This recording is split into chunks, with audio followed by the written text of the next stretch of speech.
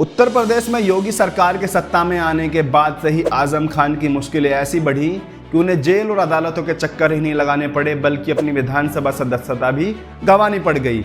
Hate speech मामले में आजम को कोर्ट ने 3 साल की सजा सुनाई। इसके बाद उनकी विधायकी रद्द कर दी गई। इसके बाद रामपुर विधानसभा सीट पर चुनाव कराया गया, जिसमें वह अपने उम्मीदवार को जीत नहीं दिला सके। रामपुर में बीजेपी के आकाश सक्सेना ने 34,000 मतों से जीत दर्ज की है। इसी के साथ मुस्लिम बहुल रामपुर विधानसभा सीट पर पहली बार बीजेपी ने कमल खिलाया और पहली बार हिंदू समुदाय की विधायक भी बना दिया। आजम खान और सपा की मुस्लिम सियासत के लिए रामपुर की हार किसी बड़े झटके से कम नहीं है। हेलो, मैं परवेज और आप देखना शुरू कर चुके हैं द पारा शो। आजम खान पिछले 45 सालों से रामपुर विधानसभा सीट पर चुनाव लड़ते आ रहे थे। 10 बार आजम खुद विधायक रहे और एक बार उनकी पत्नी तंजीम फातिमा उपचुनाव में जीती थी। रामपुर उपचुनाव में इस बार भले आजम खान खुद चुनाव नहीं लड़ रहे थे, लेकिन अपने सियासी उत्तराधिकारी के तौर पर आसिम रजा को पूरे दमखम के साथ चुनाव लड़ा रहे थे। आसिम रजा को जून में हुए रामपुर लोकसभा चुनाव में भी आजम खान ने लड़ाया था, लेकिन जीत नहीं सके थे। इसके बाद विधानसभा सीट पर भी प्रत्याशी बना दिया। रामपुर उपचुनाव में आजम खान भावनात्मक अपील कर रहे थे। वह जनसभाओं से कह रहे थे कि इस्लाम में खुदकुशी हराम है, नहीं तो मैं यह भी कर लेता। वह मुझे हरा नहीं सके तो मुझे ही हटा दिया। इन शब्दों के जरिए जहां अपनी सियासत को बचाने की अपील कर रहे थे, तो दूसरी तरफ मंच पर अखिलेश यादव के बगल में दलित नेता चंद्रशेखर आजाद को बैठाकर दलित वोटों की लामबंदी का भी प्रयास किया था। सपा की इन तमाम कोशिशों के बावजूद उपचुनाव में आकाश सक्सेना ने आजम खां के से सियासी जंग जीत ली है। रामपुर में आजम खां के जरिए की गई सपा की सियासी किलेबंदी ध्वस्त हो गई है। आइए एक नज़र डालते हैं आजम खान के सियासी सफ़र पर। आज़ादी के 3 चुनाव बीत जाने के बाद रामपुर की सियासत में नवाब परिवार ने कदम रखा। रामपुर के नवाबों ने कांग्रेस को अपने लिए मुफीद समझा। रामपुर के नवाब रहे जुल्फिकार अली खान उर्फ मिक्की मियाँ साल 1967 में रामपुर से संसद में पहुंचे। मिक्की मियाँ का रामपुर में उस समय जलवा ऐसा था कि कोई भी शख्स उनके खिलाफ एक शब्द भी बोलकर नहीं निकल सकता था। लेकिन आपातकाल के बाद हालात बदल गए। मामूली हैसियत वाले टाइपराइटर मुमताज का बेटा आजम खान जेल से छूटकर अपने शहर रामपुर लौटा और नवाब परिवार के लिए चुनौती बन गया। आजम खान रामपुर से निकलकर अलीगढ़ मुस्लिम यूनिवर्सिटी में वकालत पढ़ने गए, जहां उन्हें सियासत रास आने लगी। वह अलीगढ़ मुस्लिम यूनिवर्सिटी के छात्र संघ सेक्रेटरी बन गए। इसी दौरान आपातकाल के खिलाफ आजम खान सड़क पर उतर गए, जिसके बाद उन्हें जेल में 19 महीने बिताने पड़े।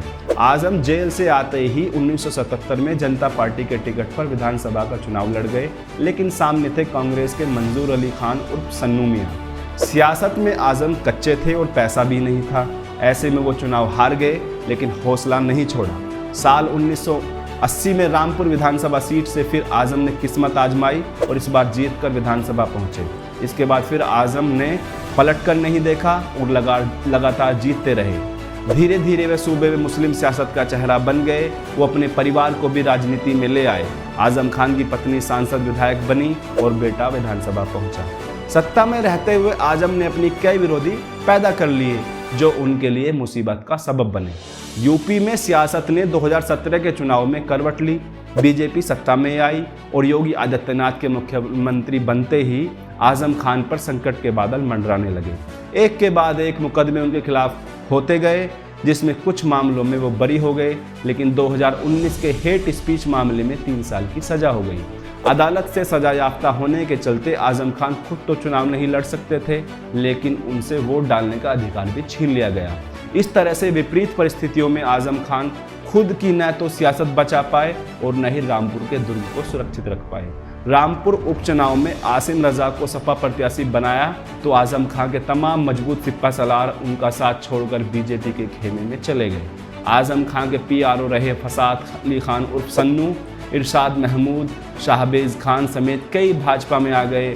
फसाहत ने कई मौक़ों पर आजम खान के बयानों का सटीक जवाब दिया। ये सभी आजम के चुनावी तौर तरीकों को अच्छे से जानते थे। उन्हें जानकर भाजपा ने आजम के खिलाफ ही उनका इस्तेमाल किया। रामपुर की सांसद रह चुकी जयाप्रदा को भी आजम ने चुनाव लड़वाया था। बाद में आजम जयाप्रदा के विरोधी हो गए। भाजपा ने चुनाव प्रचार में उनका भी दर्द मंच से सबको सुनाया। आजम के विरोधी पहले से ही बीजेपी खेमे में मजबूती से खड़े थे। लोकसभा के बाद विधानसभा क्षेत्र में भी कमल खिलाने के लिए बीजेपी ने पूरी ताकत झोंक रखी थी। सीएम योगी से लेकर डिप्टी सीएम केशव प्रसाद मौर्य और ब्रजेश पाठक सहित बीजेपी के तमाम दिग्गज नेता डेरा जमाए हुए थे। सुरेश खन्ना, जितिन प्रसाद और दानिश रजा अंसारी रामपुर में कैंप कर रहे थे। वहीं रामपुर में आजम खान अकेले आसम रजा को जिताने के लिए मशक्कत कर रहे थे। चुनाव के आखिरी वक्त में सपा प्रमुख अखिलेश यादव और दलित नेता चंद्रशेखर आजाद ने रामपुर में पहुंचकर आजम खान का हौसला बढ़ाया, लेकिन तब तक देर हो चुकी थी। सपा ने मुस्लिम वोटों के साथ साथ दलित समुदाय को भी साधने की कवायद की, लेकिन बीजेपी के सियासी चक्रव्यूह में आजम खान तोड़ नहीं सके और अपनी परंपरागत व 10 बार की जीती हुई सीट गंवा दी। बीजेपी से आकाश सक्सेना ने विधायक बनकर इतिहास रच दिया। आजम खान को हेट स्पीच मामले में 3 साल की अदालत से सजा मिल चुकी है, जिसके चलते वो 9 साल तक चुनाव नहीं लड़ सकते हैं। आजम खान न तो 2024 का लोकसभा चुनाव लड़ पाएंगे और न ही 2027 का विधानसभा चुनाव। सब ठीक रहा तो वह 2031 में चुनाव लड़ पाएंगे। आजम खान 74 साल के हो चुके हैं और 2031 में 83 साल के हो जाएंगे।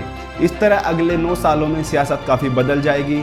आजम खान उम्र के साथ साथ तमाम बीमारियों से जूझ रहे हैं। इस तरह से आजम का सियासी सफ़र का यह अंत ही माना जा रहा है।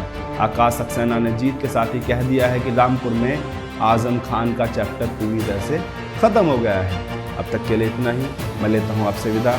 चैनल को सब्सक्राइब कीजिए, आगे शेयर कीजिए। धन्यवाद।